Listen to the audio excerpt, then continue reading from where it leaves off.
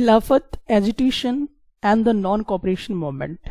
तो सबसे पहले हम लोग यहाँ पे जानेंगे कि खिलाफत जो आंदोलन हुआ था वो क्यों हुआ था, और ये क्या किसी कौम से जुड़ा हुआ था जैसे कि हिंदू या मुस्लिम से। क्या कारण था कि खिलाफत एजिटेशन हुआ, ये भी हम लोग यहाँ पे जानेंगे।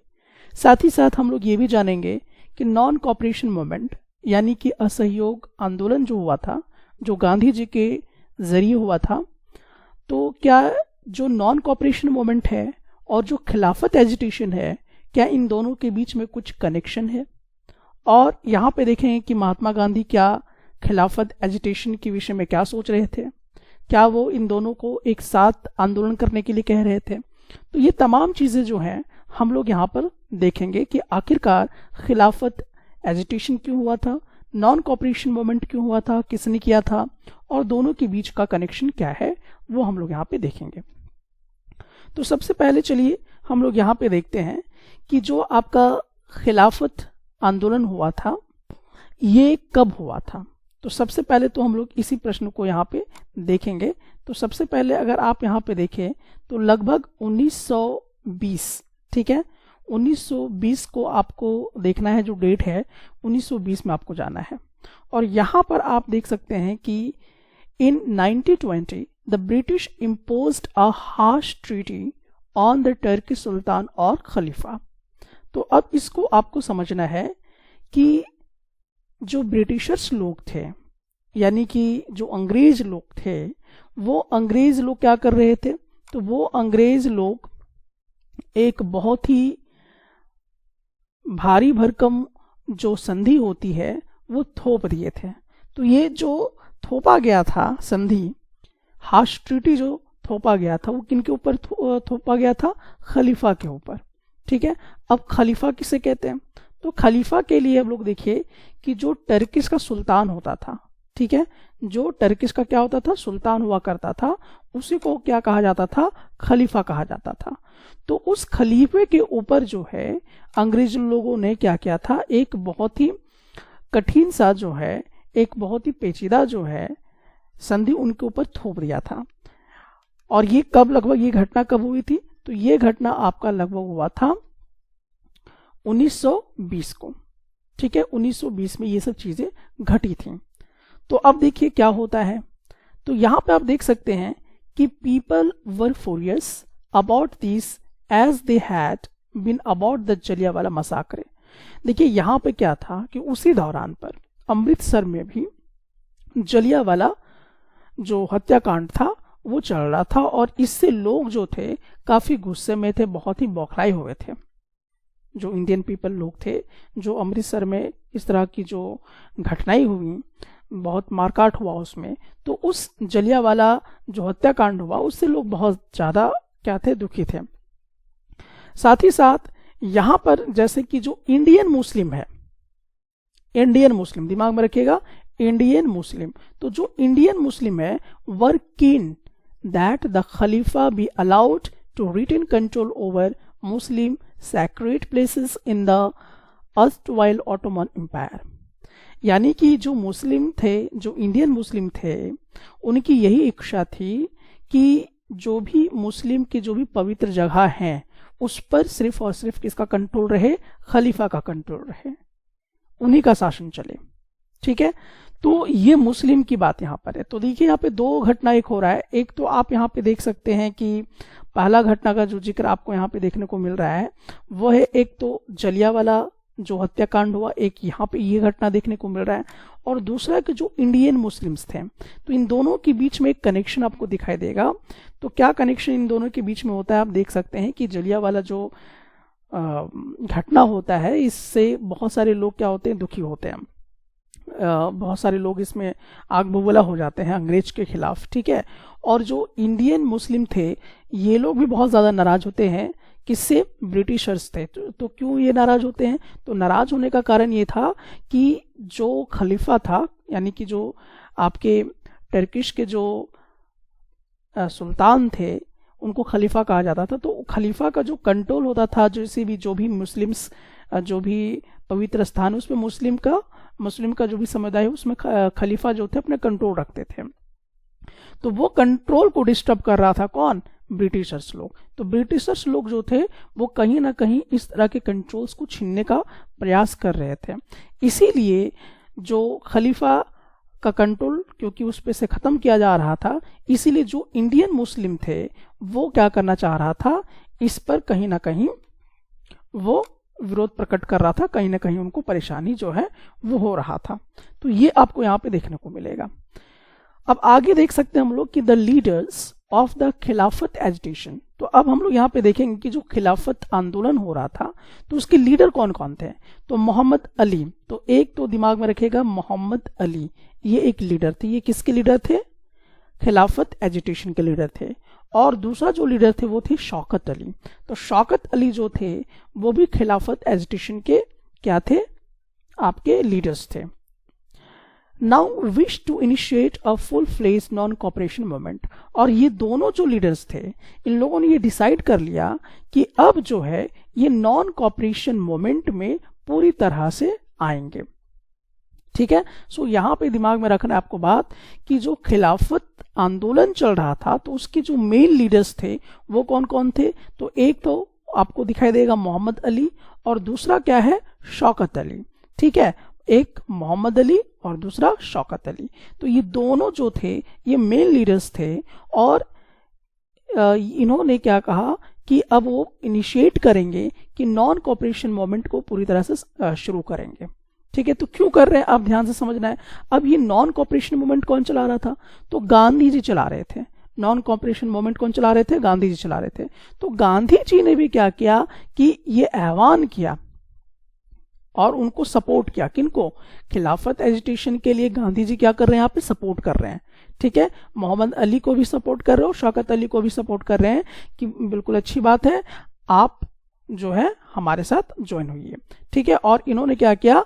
एंड अर्ज the Congress to campaign against Punjab wrongs. तो पंजाब में जो जलियांवाला हत्याकांड हुआ और जो खिलाफत में जो आंदोलन हो रहा था तो वो दोनों मिलकर, ठीक है, खिलाफत एजिटेशन को भी लेकर और जो जलियांवाला हत्याकांड हुआ, तो महात्मा गांधी को ये एक क्लू मिल गया कि हमें दोनों को क्या करना है? जोड़ के चलना है। और जब ये दोनों को जोड़ के चलते हैं तब वो एक डिमांड करते हैं, डिमांड स्वराज की। वो स्वराज की डिमांड करना शुरू कर देते हैं। ठीक है, so this is the very important point. तो यहाँ पे आप ये समझ ही चुके होंगे कि आखिरकार किस प्रकार से, जैसे कि इस पूरे पिक्चर में आप यहाँ पे देख के समझ सकते हैं कि ये पूरा मुस्लिम का कौम है और ये जो मुस्लिम का कौम है ये क्या कर रहा था? ये एक डिमांड कर रहा था। ठीक है, तो ये डिमांड क्यों कर रहा था? क्योंकि जो ब्रिटिशर्स लोग थे जो इनके पवित्र स्थान उस पर कब्जा कर रहे थे, जो सुल्तान का होता था, खलीफा का जो कंट्रोल होता था, उसको डिस्टर्ब कर रहे थे। तो इसीलिए इन्होंने क्या किया कि नॉन कॉपरेशन मूवमेंट का साथ देना ज्यादा उचित समझा और गांधी जी इस चीज का सपोर्ट भी करते हैं और आह्वान करते हैं कि कांग्रेस के साथ आप मिल के जो भी जलियांवाला बाग में हत्याकांड में जो भी चीजें हुई हैं और जो खिलाफत में हुई हैं उस पर हम लोग क्या करेंगे? दोनों मिलकर एक डिमांड करेंगे, क्या चीज का? पूर्ण स्वराज का, एक स्वराज का डिमांड करेंगे। और ये घटना जो है खिलाफत आंदोलन का वो कब होता है? 1920 के आसपास में होता है। तो आप यहाँ पे ये समझ गए होंगे कि आखिरकार मेन जो पॉइंट है, तो सबसे पहला चीज की जो खिलाफत आपका आंदोलन हुआ था, ट्रीटी जो इम्पोज की थी वो हुआ था 1920 में। दूसरी बात कि उसी दौरान यहाँ पे जलियांवाला हत्याकांड भी हुआ था और इंडियन मुस्लिम पर भी एक आपत्ति जो है वो आ गया था, क्योंकि जो मुस्लिम सेक्रेट पे जो कंट्रोल था वो छीन लिया गया था ब्रिटिशर्स के जरिए। ठीक है, साथ ही साथ ये जो आंदोलन था इसको दो बड़े लीडर्स नेतृत्व कर रहे थे, एक तो मोहम्मद अली थे और दूसरा जो थे वो शौकत अली थे। ठीक है, और गांधी ने फिर क्या किया कि दोनों को साथ में कंबाइन किया, सपोर्ट किया। किसको लेकर? जलियांवाला मसाकर को लेकर और खिलाफत एजिटेशन को लेकर, और दोनों को मिलाकर उन्होंने क्या किया? स्वराज की मांग करना जो है वो शुरू कर दिया। तो ये चीजें जो है वो आपको देखने को मिलेंगे। अब हम लोग देखते हैं कि इसमें और क्या क्या चीजें हुई थी, किन के क्या इंपॉर्टेंट रोल्स हैं वो आपको देखने को मिलेगा। सो देखिए कि the non cooperation movement gained momentum through 1921 to 22। अब देखिए यहाँ पर आप देख सकते हैं कि जैसे ही नॉन कोऑपरेशन मूवमेंट है वो कब मतलब पूरा पीक पे पहुंच जाता है, तो ये पहुंचता है आपका 1921 से लेकर 1922 के बीच में। ये पूरा का पूरा जो है पूरा पीक पे पहुंच जाता है ये आंदोलन। कौन सा आंदोलन? नॉन कोऑपरेशन मूवमेंट जो है 1921 से लेकर 1922 के बीच में क्या होता है, पूरे पीक में पहुंच जाता है। अब इसके दौरान क्या होता है कि जो बहुत सारे स्टूडेंट्स थे वो क्या कर देते हैं, स्कूल्स जो गवर्नमेंट स्कूल्स थे, जो कॉलेजेस थे, उसको छोड़ना शुरू कर देते हैं। तो देखिए असर देखिए आप यहाँ पर कि नॉन कोऑपरेशन मूवमेंट का असर आपको यहाँ पे क्या दिख रहा है कि जो स्टूडेंट्स थे, जो गवर्नमेंट स्कूल्स में पढ़ रहे थे, जो कॉलेजेस में पढ़ रहे थे, उन्होंने क्या कर दिया, छोड़ दिया स्कूल को। दूसरी चीज अगर हम लोग देखें कि बहुत सारे ऐसे लॉयर्स थे जैसे कि मोतीलाल नेहरू जी, CR दास जी, C राजगोपालचारी जी और आसफ अली जी, ये सब के सब लॉयर जो थे वो प्रैक्टिस करना छोड़ दिए। ठीक है, जैसे कि आप यहाँ पे देख सकते हैं ये मोतीलाल नेहरू जी हैं, ठीक है, और ये चित्तरंजन दास हैं, और यहाँ पे आप देख सकते हैं ये आसफ अली जी हैं, और यहाँ पे राजगोपालचारी जी हैं। ठीक है, तो इन तमाम लॉयर्स ने क्या किया था, यहाँ पे आप देख रहे हैं कि जितने भी लॉयर्स हैं, ठीक है, ये जितने भी लॉयर्स थे, इन्होंने क्या किया कि प्रैक्टिस करना कोर्ट में छोड़ दिया। तो एक तो यहाँ पर आपको देखने को मिलता है स्टूडेंट लोगों ने गवर्नमेंट स्कूल और कॉलेज का त्याग किया, और जो लॉयर्स थे जिसमें मैंने आपको बताया कि जो मोतीलाल नेहरू थे, चित्तरंजन दास थे, राजगोपालचारी जो थे, आसफ अली जो थे, ये सब क्या किए, ये कहीं ना कहीं लॉयर जो है वो उन्होंने छोड़ दिया करना, प्रैक्टिस करना छोड़ दिया। और साथ ही साथ यहाँ पर जो ब्रिटिश टाइटल्स थे वह सरेंडर्ड एंड लेजिस्लेशन बॉयकॉटेड। तो यहाँ पर जो भी उपाधि दी गई थी ब्रिटिशर्स के जरिए, उसको भी लोग क्या करना शुरू कर दिए, लौटाना शुरू कर दिए, और जो भी लेजिस्लेशन मिले थे उसका बॉयकॉट करना शुरू कर दिए। ठीक है, इंडियंस पीपल लोग। साथ ही साथ यहाँ पे आप देख सकते हैं कि जो जनता थी, भारत की जो जनता थी, उन्होंने क्या किया, कपड़ों को जलाना शुरू कर दिया। ठीक है, इससे क्या हुआ कि जो कपड़े विदेश से हमारे देश में आता था वो ड्रास्टिकली क्या हो गया, उसका जो आना है वो बहुत अचानक तरीके से कम हो गया। ठीक है, तो कहीं ना कहीं ये चीजें देखने को मिला कि जनता ने क्या किया कि फॉरेन क्लॉथ को पूरी तरह से बॉनफायर्स करना शुरू कर दिए। ठीक है, जिसके वजह से जो फॉरेन क्लॉथ्स हैं वो पूरी तरह से ड्रास्टिकली डिक्रीज होने लगा हमारे देश में आने के लिए। और 1920 और 1922 के बीच में ऐसा देखने को ज्यादा मिलता है। जो विदेशों से जो कपड़ा आते थे 1920 और 1922 के बीच में कपड़ा का जो आयात था वो क्या होने लगा था, जो इंपोर्ट था वो बहुत ही ज्यादा कम देखने को मिलता है। तो ये जो आंदोलन था वो बहुत ही व्यापक तौर से जो है वो फैलना शुरू हो जाता है। सो आपने देखा कि खिलाफत एजिटेशन क्यों हुआ था, किस कौम के लिए हुआ था, और नॉन कोऑपरेशन मूवमेंट किसने चलाया था, नॉन कोऑपरेशन मूवमेंट और खिलाफत एजिटेशन के बीच में क्या कनेक्शन है ये आपने देखा था, और नॉन कोऑपरेशन मूवमेंट का क्या असर रहा था भारत में, ये भी आपको देखने को यहाँ पे मिलेगा। तो ये तमाम चीजें अभी आपने कितना सीखा है, इसके लिए चलिए अब हम लोग चलते हैं क्वेश्चंस के पास। तो क्वेश्चंस में आपने जितना कुछ अभी पढ़ा है वो सब रिकैप भी होगा, और आप ये समझ पाएंगे कि किस तरह से क्वेश्चंस इसमें आ सकते हैं। तो चलिए अब हम लोग क्वेश्चंस की तरफ जो है वो मूव करते हैं।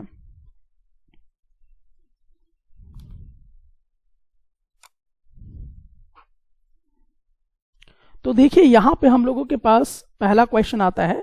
तो पहला क्वेश्चन में आप यहाँ पे देख सकते हैं कि what event in 1920 led to widespread anger among the people similar to the reaction to the Jallianwala Bagh massacre. यानी कि जिस तरह का रिएक्शन जलियांवाला हत्याकांड में देखने को मिलता है, तो ऐसा और क्या 1920 में ऐसी घटना घटी थी जो पूरी तरह से लोगों के बीच में आग बबूला का काम करता है।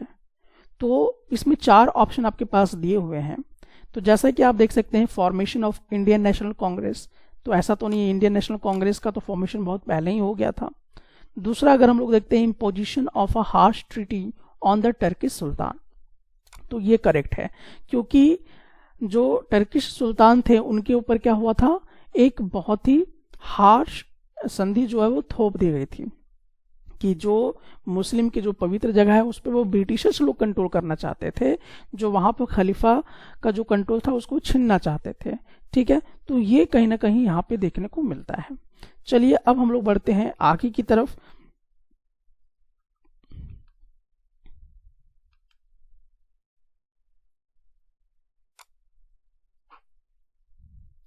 अगला क्वेश्चन यहाँ पे आप देख सकते हैं,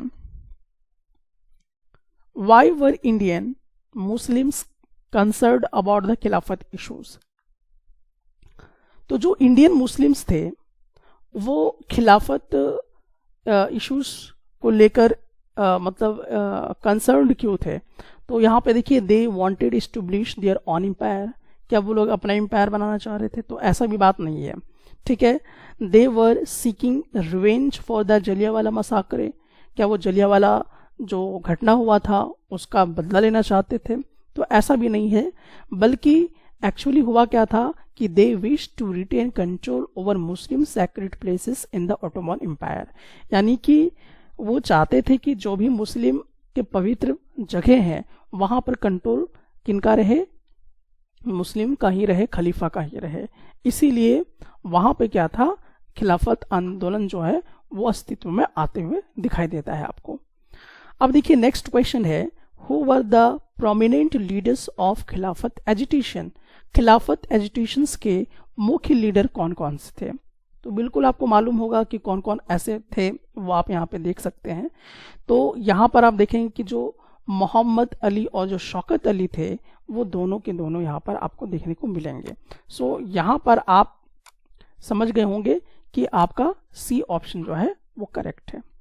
अच्छा, एक क्वेश्चन और पीछे रह गया है तो उसको भी हम लोग यहाँ पे देख लेते हैं। What moment did Muhammad Ali and Shaukat Ali want to initiate following the Khilafat agitation? What moment did Muhammad Ali and Shaukat Ali want to initiate? जो मोहम्मद अली थे और जो शौकत अली थे, ये और किस मोमेंट को इनिशिएट करना चाहते थे खिलाफत एजिटेशंस के दौरान? तो डेफिनेटली वो क्या था, नॉन कॉपरेशन मूवमेंट, जो कि गांधी जी के जरिए चलाया गया था। अब देखिए नेक्स्ट क्वेश्चन यहाँ पे है, which leader supported the call for the non cooperation movement and अर्ज the Congress to campaign against Punjab wrongs and Khilafat issues. तो किस लीडर ने यह बात कहा था नॉन कॉपरेशन मूवमेंट को लेकर कि आइए कांग्रेस के साथ आप जुड़िए, जो पंजाब में जो भी गलती हुई, यानी कि जो पंजाब में क्या गलत हुआ था? तो पंजाब में गलत हुआ था जो वहां पर जलियांवाला बाग हत्याकांड हुआ था, और मुस्लिम के साथ क्या हुआ था, खिलाफत आंदोलन जो शुरुआत इनिशिएट हुई थी। तो ये किस लीडर ने सपोर्ट ऐसा किया था? तो डेफिनेटली महात्मा गांधी ने ऐसा सपोर्ट किया था। नेक्स्ट चलिए अब हम लोग देखते हैं कि what was the primary demand for the non cooperation movement. बहुत ही इंपॉर्टेंट क्वेश्चन, जो नॉन कॉपरेशन मूवमेंट है उसका प्राइमरी डिमांड क्या था, यानी वो किस चीज की मांग कर रहा था? नॉन कॉपरेशन मूवमेंट किस चीज की मांग कर रहा था? ये नॉन कॉपरेशन मूवमेंट हुआ क्यों था? तो इसका जो प्राइमरी डिमांड था वो ये था कि कंप्लीट इंडिपेंडेंस, यानी कि स्वराज का डिमांड वो कर रहे थे, क्योंकि जो ब्रिटिशर्स लोग थे वो यहाँ पर आके क्या कर रहे थे, कंट्रोल अपने अंदर ले चुके थे, इसीलिए क्या कर रहे थे, स्वराज की डिमांड कर रहे थे, यानी कि पूरी तरह से अपना कंट्रोल चाह रहे थे, पूरी आज़ादी चाह रहे थे। तो मेन जो प्राइमरी मोटो था नॉन कॉपरेशन मूवमेंट का वो यही था। नेक्स्ट अब हम लोग यहाँ पे देखते हैं कि the Khilafat agitation was primarily concerned with. तो जो खिलाफत आंदोलन हुआ वो प्राइमरीली किस चीज से कंसर्न कर रहा था?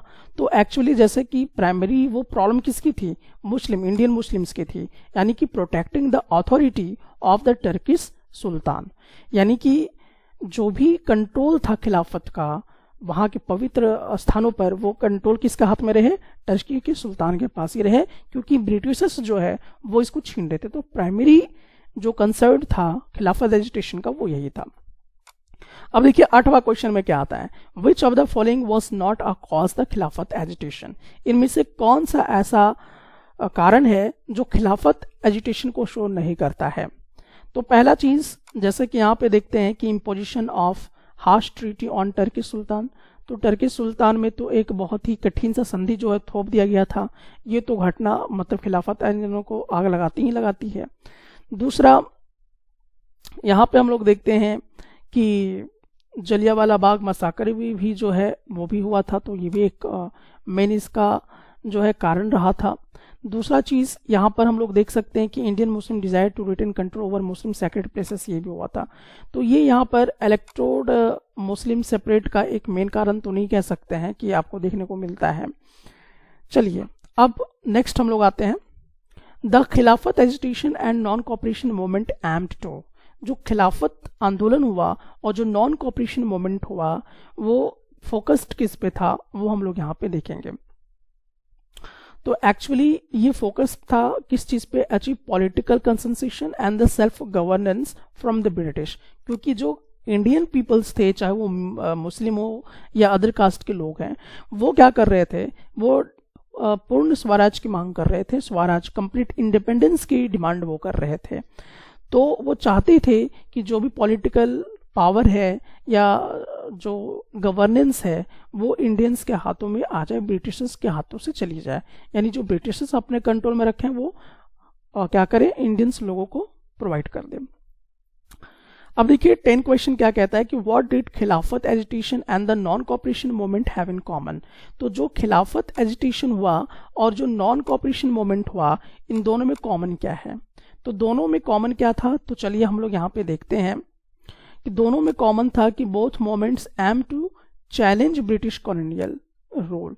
यानी कि जो ब्रिटिशर्स लोग यहाँ पे जबरदस्ती जो कब्जा करके बैठे हुए थे उसका कहीं ना कहीं विरोध करना था, उनको चैलेंज करना था। लेकिन तरीका क्या था, नॉन वायलेंट तरीका था, यानी कि इसमें हिंसक होके वो नहीं कर रहे थे। तो दोनों में यही कॉमन था, खिलाफत एजिटेशन को लेकर और नॉन कॉपरेशन मूवमेंट को लेकर। चलिए अब नेक्स्ट सीरीज का एक क्वेश्चन यहाँ पे आ रहा है, इसमें भी आपका नॉन कॉपरेशन मूवमेंट को आपने कितना बढ़िया से समझा है, ये क्वेश्चंस आपको वहां पर मास्टर बनाएगा। तो चलिए अब यहाँ पे देखिए कि when did non cooperation movement gain momentum. यानी कि नॉन कॉपरेशन मूवमेंट जो है वो कब आपका पूरा पीक हाई पे पहुंच जाता है। तो जैसा कि मैंने आपको बताया कि ये आपका 1920 से लेकर 1922 के बीच में बहुत ही पीक पे पहुंच जाता है। ये मोमेंट आग की तरफ जो है वो फैलना शुरू हो जाता है। नेक्स्ट अगर हम लोग यहाँ पे देखें कि what action did thousands of students take during the non cooperation movement. तो बहुत सारे हजारों की संख्या में जो स्टूडेंट थे नॉन कॉपरेशन मूवमेंट के दौरान उन्होंने क्या एक्शन लिया, तो वो एक्चुअली क्या किए, they left government controlled schools and colleges. यानी कि जो भी गवर्नमेंट चलाती थी कॉलेजेस को और जो स्कूल को चलाती थी वो उसको क्या कर दिए, पूरी तरह से छोड़ दिए। अब चलिए नेक्स्ट क्वेश्चन की तरफ देखते हैं।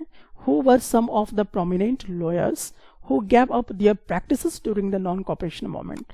तो देखिए जब non cooperation movement Gandhi ji के जरिए चलाया जा रहा था तो बहुत सारे जो लॉयर्स थे वो मतलब कि कोर्ट में प्रैक्टिस करना छोड़ दिए थे। तो उनमें से यही प्रश्न पूछा जा रहा है कि वो कौन कौन से ऐसे थे। तो एक तो थे आपके C.R. दास और C. राजगोपालचारी, दो ऐसे एडवोकेट थे जिन्होंने प्रैक्टिस करना छोड़ दिया। अब देखिए नेक्स्ट है कि what did people do with British titles during the non cooperation movement. तो जो भी ब्रिटिश उपाधि दी गई थी, जो टाइटल्स दी गई थी, तो नॉन कॉपरेशन मूवमेंट के दौरान लोगों ने क्या किया, दे सरेंडर्ड देयर ब्रिटिश टाइटल्स। यानी कि उन लोगों ने क्या किया, उसको लौटाना शुरू कर दिया था। अब देखिए नेक्स्ट यहां पर है what was one of the significant actions take during the non cooperation movement with regard to legislature. तो देखिए यहां पर क्या हो गया कि लेजिस्लेचर्स को लोग क्या करना शुरू कर दिए थे, बॉयकॉट करना शुरू कर दिए थे, उसका बहिष्कार करना शुरू कर दिए थे। नेक्स्ट देखिए what did people do with foreign cloth during the non cooperation movement. तो जब नॉन कॉपरेशन मूवमेंट हुआ था तो जो फॉरेन क्लॉथ था उसका लोगों ने क्या किया, तो डेफिनेटली उसको क्या कर दिया था, उसको जला दिया था। यानी कि they burned foreign clothes in public bonfires, आग के हवाले उन्होंने कर दिया था। सो चलिए यहां तक आपको ये समझ में आ गया होगा और बहुत ही अच्छी तरह से आपको समझ में आया होगा, ऐसा मेरा मानना है। क्योंकि आप यहाँ पर जितना भी इस कॉन्सेप्ट में आपने सीखा है मैंने इसको क्वेश्चंस के माध्यम से बहुत अच्छे से आपको कवरेज किया है। आप इस पूरे क्वेश्चंस को फिर से आप प्रैक्टिस बहुत बढ़िया से कीजिए। आप अगर सुने होंगे इस लेक्चर को तो सुनकर भी आप इसको बहुत ही अच्छे से क्या कर सकते हैं, कवरेज कर सकते हैं। तो इसीलिए मैं यही कहूँगा कि आप बहुत बढ़िया से क्या करें कि इन तमाम चीज़ों को एक बार फिर से स्टडी करें। आप जो मैंने इस पूरे पैराग्राफ में जो बताया आपको वो पूरी तरह से रोटेट हो गया होगा माइंड में, आप अच्छी तरीके से इस चीज़ को सीख गए होंगे।